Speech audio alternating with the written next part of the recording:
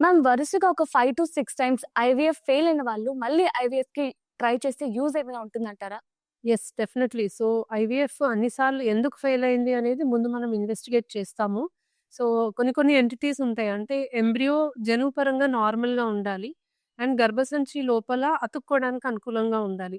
So, దీనికి సంబంధించి కొన్ని ఎక్స్‌ట్రా అడిషనల్ టెస్ట్‌లనేవి చేస్తాము. అండ్ నార్మల్ యూప్లాయిడ్ అంటే జెనెటికల్లీ నార్మల్ ఎంబ్రియోని సెలెక్ట్ చేసి కొన్ని అడిషనల్ మెడికేషన్స్ వాడి మనం ట్రై చేస్తే సక్సెస్ అవ్వడానికి ఛాన్సెస్ ఇంప్రూవ్ అవుతాయి. సో, అన్ని ఐవీఎఫ్స్ ఫెయిల్ అయినా కూడా నిరాశ పడాల్సిన అవసరం లేదు. ఫస్ట్ ఆఫ్ ఆల్ ఎక్కడ చేశారు? దానికి సంబంధించిన రిపోర్ట్స్ ఏంటి? ఏమేమి ఇన్వెస్టిగేషన్స్ చేసి మీరు ఆ ట్రీట్మెంట్ తీసుకున్నారు? తర్వాత ఎటువంటి మెడిసిన్స్ వాడారు? ఇవన్నీ కూడా మేము డీటెయిల్‌గా ఎగ్జామిన్ చేసి చూసి నెక్స్ట్ మీకు ట్రీట్మెంట్ ప్లాన్ అనేది చెప్తాం. సో, హోప్ లూజ్ చేసుకోవాల్సిన అవసరం లేదు. ఖచ్చితంగా ట్రై చేయొచ్చు.